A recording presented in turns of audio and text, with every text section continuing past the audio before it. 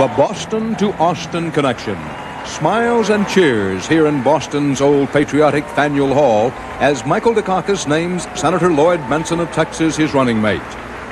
Disappointment miles away in Washington, where Jesse Jackson keeps on running. I'm too controlled. I'm too clear. I'm too matured to be angry.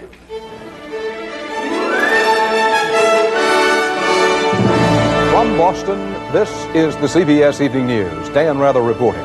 Good evening. Michael Dukakis had his eyes on history and geography when he reached for Lloyd Bentsen, a Southerner and a conservative, as his running mate. In historic Faneuil Hall, Dukakis drew parallels to 1960, when the Democratic ticket beat Richard Nixon. Jack Kennedy and Lyndon Johnson beat that incumbent Republican vice president in 1960, and Mike Dukakis and Lloyd Bentsen are going to beat him in 1988. Kennedy's choice of Johnson was pure ticket-balancing politics. He needed Texas, and Johnson delivered in one of the closest elections ever. Kennedy and Johnson had little in common, and from one way of looking at it, neither do Dukakis and Bentsen. And if there is one commitment that defines him, it is the commitment that we share together, and that is good jobs and economic opportunity for every single citizen in this country, no matter who they are or where they come from or what the color of their skin. Bentsen, the 67-year-old chairman of the Senate Finance Committee, brings to the ticket strong ties to farmers and businessmen. One oddity in the ticket, both Bentsen and Dukakis speak fluent Spanish, and they are planning an aggressive campaign. The fact that he's taken a senator from Texas, a senator from the South, shows that we're going to fight for every state in the Union, and we're going all out to win. After the formal announcement, the first public campaign stop for the Dukakis-Bentsen ticket, outside Faneuil Hall. Then the Massachusetts governor took his Texas senator running mate to the state capitol for a get-to-know-you session with the state legislature. Joining me now here in Boston with more on the how and why of Michael Dukakis' pick, why Bentsen, why not Glenn or Jackson, our man who's most recently been covering the Dukakis campaign, CBS News correspondent Bill Whitaker. And Bill, besides the fact that Bentsen is a Southerner, a conservative, gives them a crack at 29 electoral votes in Texas, what else caused Dukakis to pick him? Well, Dan, despite the fact that they come from different parts of the country, the Dukakis campaign says that they are compatible. The senator from Texas supports strong trade legislation, and he was behind the push for the plant closing bill. In addition, Bentsen is very knowledgeable about agricultural affairs, and that's an area where Dukakis feels that he needs a little bit more strength. So it all adds up that Bentsen helps him very much in the Sun Belt, and he doesn't hurt him in other regions of the country.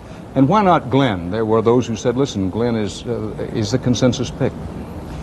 Well, with Glenn, the Dukakis folks think that Dukakis can do fairly well in the Midwest. So having a Midwesterner like Glenn on the ticket really doesn't give them that much more. And then they're also concerned about some campaign irregularities that are hanging over Glenn from his 1984 run for the presidency. Perhaps unfair, but in this kind of decision, a factor. And how do they sell this to Jesse Jackson, or do they? Well, the problem, that is a problem right now.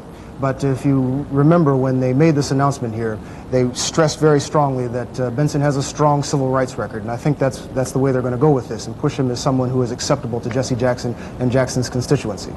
Bill Whitaker, thanks. More about Jesse Jackson's, at least for the moment, frosty and feisty reaction. His reaction is the party has looked to the past and is trying too hard to move toward the middle, even to the right. CBS News correspondent Betsy Aaron is covering the Jackson campaign in Washington, where Jackson made it clear today that he is not about to quit or go quietly to Atlanta. I really don't have any. The other vice presidential contenders had talked to Michael Dukakis before the Bentsen announcement, but not Jesse Jackson. Jackson got the word from reporters when he landed in Washington, and he had an uncharacteristic no comment. Later at a news conference, an intense and very serious Jackson was asked if he was angry. No, I'm too controlled. I'm too clear. I'm too matured to be angry. Maybe not publicly angry, but Jesse Jackson threw down the gauntlet today in a challenge to Michael Dukakis. Jackson does not intend to turn over the Democratic convention to Dukakis. He will press his issues, and his campaign continues. This time there is a contest for the nomination, a contest for the direction of our party, a contest for the priorities of our party. A Jackson supporter had this to say.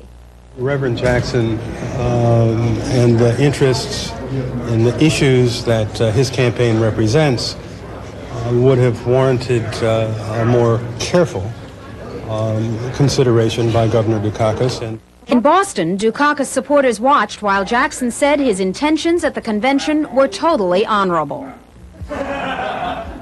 Jackson says Dukakis will make a good president. He's honored the process and the rules throughout this election year, but he will not yet endorse the Dukakis-Benson ticket.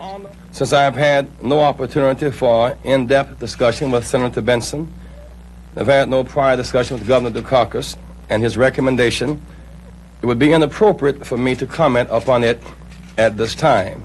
Michael Dukakis has a week until the convention convenes to make Jesse Jackson want to heartily support and to work for a Democratic win in November. Betsy Aaron, CBS News, Washington. Besides Jackson's disappointment, there was plenty of other reaction and opinion today about whether Lloyd Benson would help or hurt Dukakis on Election Day, including a preview of the Bush campaign's line of attack. Our chief political correspondent, Bruce Morton, has been tracking that. The Bush campaign thought it was a swell choice. We all kind of looked at each other and said, boy, we got a break today because they have misused the vice presidential selection, and they're going to pay a price for that. Dukakis would like to claim that he is the symbol of change, that we need a new vision in this country. Lloyd Benson is as establishment and as inside Washington as they come, so I don't really see where that sends any sort of bold message. Some Jackson supporters were furious. Politically speaking, from a national standpoint, blacks are no more than political hostages. Not all black leaders felt that way. We always end up not getting necessarily who we want, but we're all better off if we get a winner. And I think that we've got a winning ticket with Dukakis and Benson. It cuts down the angle between George Bush and Michael Dukakis. George Bush would love to run against Michael Dukakis as a liberal. The selection of Lloyd Benson says not going to be possible. The Democrats ran a Boston-Austin ticket in 1960, and it won. Then and now, Texas, one of the states George Bush calls home, will be a major battleground. If we win Texas, it was a great choice. If we don't win Texas, maybe we should have done something else. They've made Texas a must-win state, and they ain't going to win it in the end because after all is said and done, the people in Texas want a president, not a vice president, and that's why they're going to elect George Bush. Some Democrats agree. People don't vote for the vice president, they vote for the president. Dukakis has to carry these states. His vice presidential candidate is not the person responsible for carrying any of these states, including Texas. But picking Benson makes Texas competitive, and forcing Bush to spend time there may help Dukakis in other states. Bush himself had no direct comment today, but speaking to the NAACP here, had a gesture for Jesse Jackson, the man Dukakis didn't pick. But I salute him for running the race, for being heard, and he deserves a salute from us as we salute him. Bruce Morton, CBS News, Washington. Who is Lloyd Benson, and for what does he stand? The Benson record includes years of working and living in Texas and in Congress. CBS News Capitol Hill correspondent Phil Jones has the book on Benson. Lloyd Benson has been called aloof, a patrician in this chamber of backslapping politicians. But he's also called powerful. Benson is the protege of one of the most powerful Texans ever, Sam Rayburn, the legendary Speaker of the House. Mr. Sam's picture is dominant here on the wall of Benson's office on Capitol Hill, but down in the corner is an autographed picture of Dwight Eisenhower. Not many people know it, but it was Lloyd Benson, a young Texas congressman who went to Eisenhower back in the early 50s and tried to get him to run for president as a Democrat. The Benson profile sounds like he's done it all. Married, 3 children, flew 35 combat missions in World War II, shot down twice. Elected to Congress at age 27 and left 6 years later to become a multimillionaire. I said, Lloyd, if you get into business, you'll never go back. He said, oh, yes, I will. Benson did come back to politics in 1970, defeating a liberal Democrat in a primary and George Bush in the general election to get to the Senate. But he failed in his own presidential bid in 1976. In 1984, when he was considered for the vice presidency, he said he wasn't interested in a ribbon-cutting job. I'm the kind of a fellow that I'd rather go out and play sandlot baseball than go to watch a World Series. Benson has called for limits on campaign spending. Yet he is the biggest raiser of special interest money, and after becoming Senate Finance Committee chairman, he organized and quickly disbanded in embarrassment a breakfast club for lobbyists who contributed $10,000 to his re-election campaign. Benson and Dukakis differ on some issues like Contra aid, but these differences are being overlooked, with most Democrats calling Benson a centrist. As some say, this is just what the Democrats need to balance the ticket. Phil Jones, CBS News, Capitol Hill. I'll be back with more from Boston's Faneuil Hall just a bit later in the broadcast. In a moment, Bob Schieffer in New York will have the day's other news.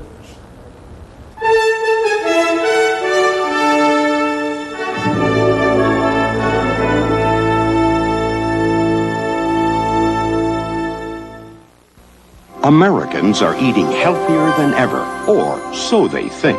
Even healthy foods may not be as healthy cooked in oil, margarine, or butter. But all-natural Pan no-stick cooking spray adds only 1/10 the fat and calories of those things and keeps food light and delicious. The choice is yours. These or all-natural Pan, because how you cook is as important as what you cook. This all-new Cutlass Supreme is without a doubt the hottest Cutlass ever built. The Washington Post called it a rolling, happy seduction. Car and Driver said wow. And Auto Week hailed it as a worthy successor to a proud name. And now Oldsmobile is making it possible for your Olds dealer to pass along savings of up to $775 on select new Cutlass Supremes equipped with air conditioning. Mom, listen. Well, of course you hardly hear anything. It's my new Whirlpool dishwasher. Cleans great and it's so quiet. Mom, what's all that noise? Oh, it's your dishwasher. Whirlpool. Now for indigestion, gas. Introducing new Extra Strength Malox Plus. It neutralizes more than any leading antacid and dissolves gas. Nobody does as much as new Extra Strength Malox Plus. U.S. and Iranian forces clashed again today in the Persian Gulf. U.S. military sources say the two Iranian boats attacked a Panamanian tanker, then fired on two U.S. helicopters when they responded to a distress call from the tanker. Helicopters fired rockets at the Iranian boats, but it was not known if they were hit. There was no damage to the helicopters. Reagan administration today ordered 8 Nicaraguan diplomats to leave the United States. It was direct retaliation for the Sandinistas' move to expel the U.S. ambassador and 7 other U.S. diplomats. With relations at a new low, conservatives in Washington are once again pushing to revive military aid to the Contra rebels. Bill Plant reports. The State Department summoned Nicaragua's ambassador this afternoon to hear U.S. retaliation for the Sandinista expulsion of 8 U.S. diplomats. No, I have told the State Department to send their ambassador and 7 comrades back to Managua. But it may not be so easy to expel Ambassador Carlos Tunnerman because he is also Nicaragua's representative at the Organization of American States in Washington. This all started yesterday when the Sandinistas accused U.S. Ambassador Richard Melton and 7 other diplomats of inciting violence at an opposition rally. And we would ask the Reagan administration to send down some law-abiding diplomats and not these clones of Elliott Abrams. The Reagan administration dismissed those charges as a smokescreen for the latest Sandinista crackdown, in which the 2 major symbols of dissent, the newspaper La Prensa and Radio Católica, were closed down once again. They have demonstrated brutality in their attempt to crush those working for democracy. Of course, we know that here the justice does not exist in Nicaragua. Contra rebel leaders and their allies in Congress quickly seized the opportunity. We need and that we want military aid. Even opponents of Contra aid were frustrated by the Sandinista action. Freedom, certainly democracy, is not, as I said earlier, a sometime thing. Once you make that commitment, you got to live with it. And that's a tremendous blunder. At the White House, confusion. Despite President Reagan's commitment, many here thought that the countries and any new aid for them were a lost cause. Now that the Sandinistas have again cracked down, Republicans are talking about reviving Contra aid, the better to embarrass Democrats. Bill Plant, CBS News, the White House. President Reagan made it official today. He nominated former Pennsylvania Governor Richard Thornburg to be the new U.S. Attorney General. Thornburg said he would look into continuing accusations about the ethics of outgoing Attorney General Edwin Meese and follow the evidence wherever it may lead. But he said that is not the main reason he took the job. Well, I think it's important to look forward rather than back, and that will certainly be my viewpoint if I'm confirmed. Law enforcement is a 24-hour-a-day, 7-day-a-week proposition. And whether you're on the job for 6 days or 6 months or 6 years, it is a full-time effort. The Senate voted today to upgrade the Veterans Administration to a full-fledged government department with a seat in the President's cabinet for the person who heads it. Before it becomes final, some minor differences have to be worked out with the House, which has already passed a similar bill. Food prices this year will average 3 to 5% higher than last year, largely because of the summer's record-breaking heat and drought. That was the estimate today as the Agriculture Department reported that total U.S. grain production this year will drop 24% from 1987.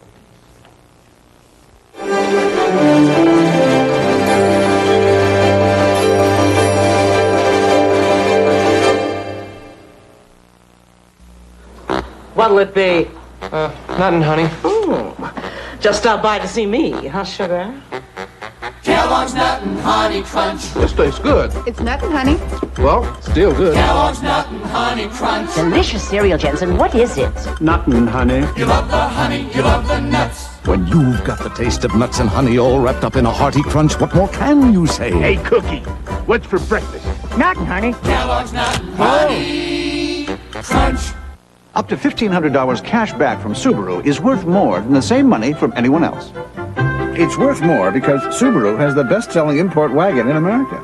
It's worth more because Subaru's XT6 has the same engine design found in a Ferrari. It's worth more because the Subaru Justy is the lowest-priced four-wheel drive passenger car in America.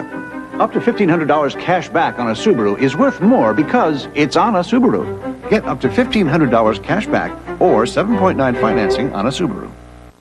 Suddenly Salad proposes 3 exciting new leisure activities. Pasta Primavera with broccoli, ranch and bacon, and Caesar with croutons. Suddenly Salad. Suddenly Salad. Live high. I've got big news for prune lovers who also love cereal. Actually, it's kind of small news when you look at it. It's Sunsweet bite-sized pitted prunes. Try them on your cereal, and you'll agree Sunsweet bite-size is just the right size. Greek authorities believe that pro-Iranian Arabs may have been responsible for the terror attack on a holiday cruise ship yesterday, but no group has claimed responsibility. At least 9 people were killed and 28 are still hospitalized with injuries today. Alan Pizzi reports from Athens. The attackers pulled grenades and machine guns from backpacks and opened up. It was an act of pure terror with no attempt to single out individual targets. The aftermath was caught on video by Scott Austin, an American tourist on a passing ship. A handful of Americans was on board the city of Poros. None were injured. No one knows why it happened. It could have been related to a Lebanese held here and wanted in the U.S. for a 1983 Pan Am plane bombing. It could be the first act of revenge for last week's Iranian airliner shooting. Or it could be some completely new terrorist cause. A group of English schoolgirls escaped, but don't know how. What's going to happen? 1 minute we were all there sunbathing, it was a beautiful day, we'd had a lovely time on the islands, and then it just ended just like that. The chaos on board the ship was evident this morning. Holes from grenades, bloodstains, chairs overturned in panic. The terrorists escaped in a speedboat. Greek police posted photographs of 4 suspects at all border points. 2 of them, a Moroccan woman and a male companion, were caught by the ship's photographer when the trip was still a holiday. Hours before the attack on the liner, a car blew up near this anchorage. Evidence suggests the 2 people who died in it intended to link up with the terrorists and hijack the ship. The car was rented by a Lebanese who is suspected of being one of the attackers. An Iranian language magazine and a Lebanese ID card were found at the scene.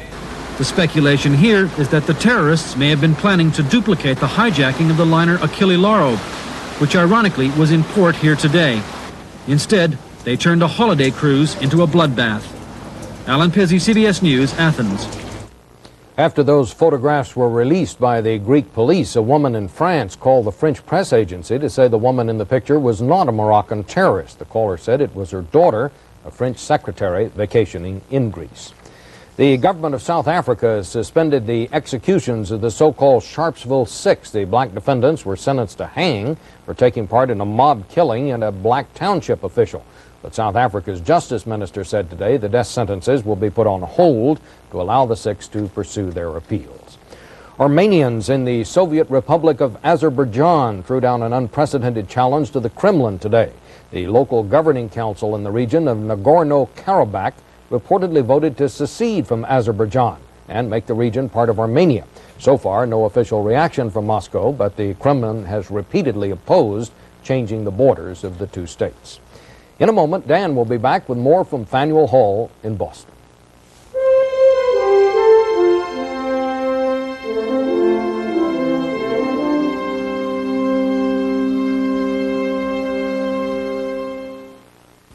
If the guys who made women's insoles had to wear women's shoes, they'd make a very different insole. Look who has. New odor eaters for women. The first insole designed for a woman's shoe to cushion without crowding. Ordinary insoles are shaped like men's shoes, but odor eaters for women are tapered at the toe so they can't crowd, and shaped and contoured to cushion where your foot needs it most. There's no tightness, and shoes stay fresh and odor-free. New odor eaters for women. Cushions without crowding. For all your pet means to you, shouldn't you give him and your family protection against fleas and ticks? You can with the 2-in-1 flea and tick collar from Hearts, the collar that's been protecting your pet for years. And the Hearts 2-in-1 collar kills fleas and ticks on your dog or cat for up to 5 months. It even works when wet. So get the collar that really works, because no pet should go anywhere without Hearts protection. The Hearts 2-in-1 collar, protection against fleas and ticks. Heartburn? Oh, I'm dying. You're not dying. You can die from a meatball hero. Better take my Riopan Plus 2. Riopan Plus 2 starts neutralizing acid in 10 seconds. Oh, look who's feeling better. I'm not dying. Riopan Plus 2, the fast antacid. It's the Quaker State Porsche Sweepstakes and Rebate, and everybody wins. Mail in the rebate by August 5th, and you'll have $360 per case in your pocket, a great oil in your engine, and maybe a Porsche in your garage. The big Q stands for quality. Always has, always will. The working mother. She used to figure more in fiction than in fact, particularly if she raised her children alone. But as we elect the first new president in 8 years, working mothers stand at the center of a new reality in American life. Bob Fall with the third of our series, American Profile. Chair? Up in the chair? This is one face of the revolution in Ronald Reagan's America. Janet Franco, Joshua's mother, and Janet Franco, vice president of a Wall Street brokerage house. I'd rather have, half a profit than no profits. With a record number of women flooding the workplace, what was once the unusual has become the norm. Just 11 years ago, only 31% of women with babies were working or looking for work. Now, a majority is, 51%. That has never happened in America before, ever. The only way people can make ends meet is if the women, as well as the men, go into the workplace and bring home the bacon. Ronald Reagan has presided not just over a fundamental change in the American workplace, but also in the American family. Not that long ago, Donna Reed's was your typical American family. That's it. Get tough.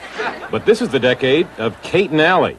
Since 1970, the number of single parents has almost doubled, and in the 80s, the trend has accelerated. I think the biggest problem is there's been a breakdown of the family. As the number of working married women with babies has soared 70% in 10 years, business has scrambled to keep up. Can I have some juice? Now, for example, when Felicia Robinson gets chickenpox, her working mother can drop Felicia off at this new center in Minneapolis, then go to work. A few years ago, places like this didn't even exist. But the explosion of services for women who can afford them means nothing for women who cannot, like single-parent Linda Wilson in San Francisco. With her low wages, daycare is out of the question. I think it was $45 to $65 a week, and I just couldn't do it. I just couldn't do it because that's a lot of money.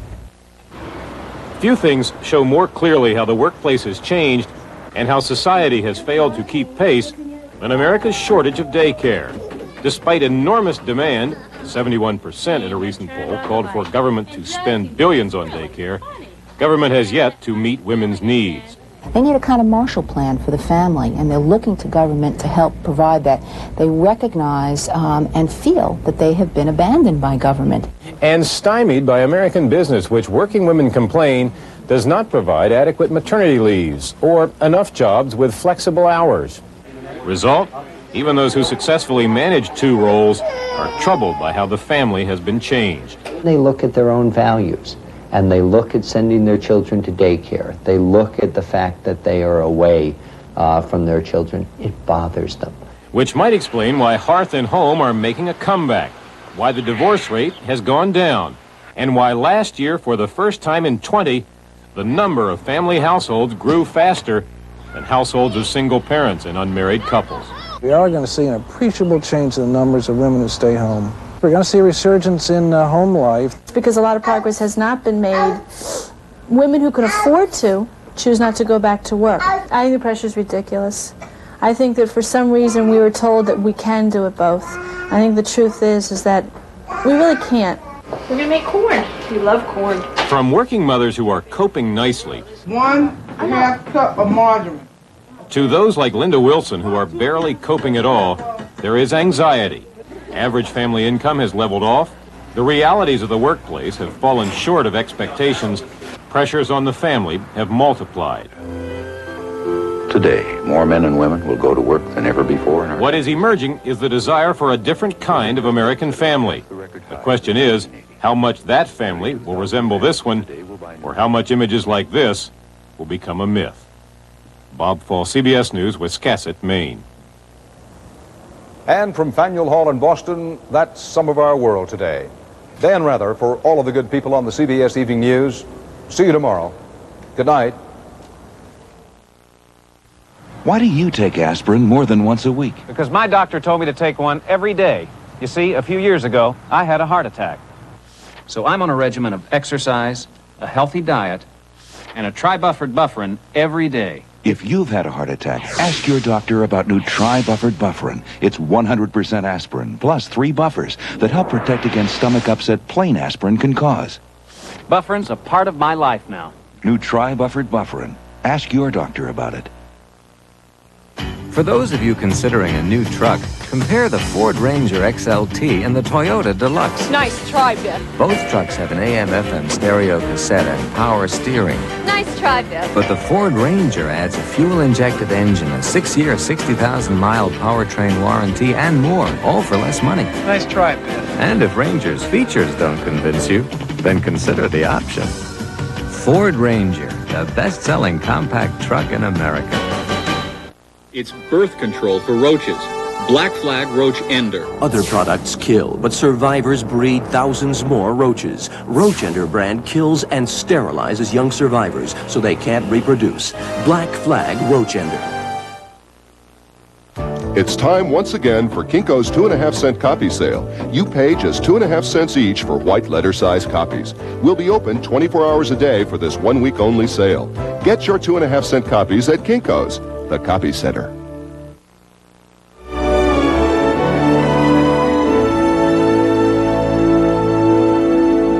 This is CBS. Coming up on Eyewitness News, Michael Dukakis ends the speculation naming a Texas senator as his choice for a running mate. We will have reaction to the selection both in Washington and here at home. Also tonight, relief rolls in for drought-stricken farmers in Wilson County, plus an update on the bizarre disappearance of 3 men near Chattanooga. Join us for those stories and more next on Eyewitness News.